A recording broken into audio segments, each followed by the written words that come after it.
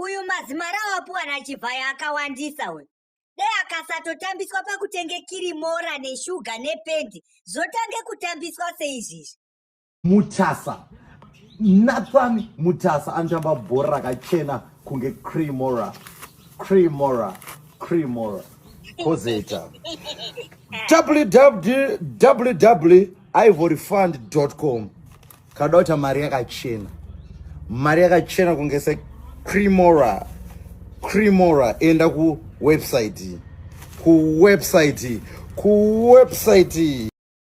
Uya utende chivhayo tawasiwe.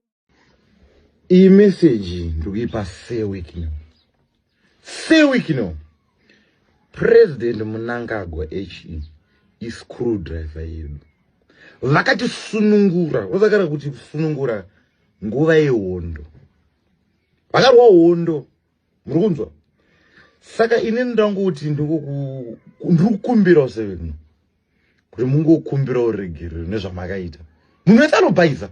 Kana neni cheche ndinotobaiza kudarika imi. But President Mnangagwa vakati sunungura.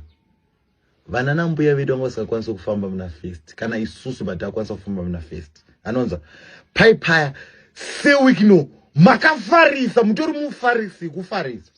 Munhu wese anofara. But isusu sevanhu vezano, mayouth ezano, tinotongokuregerera ngoti sorry kuti zvipere. Because makupa content vana naEugringo.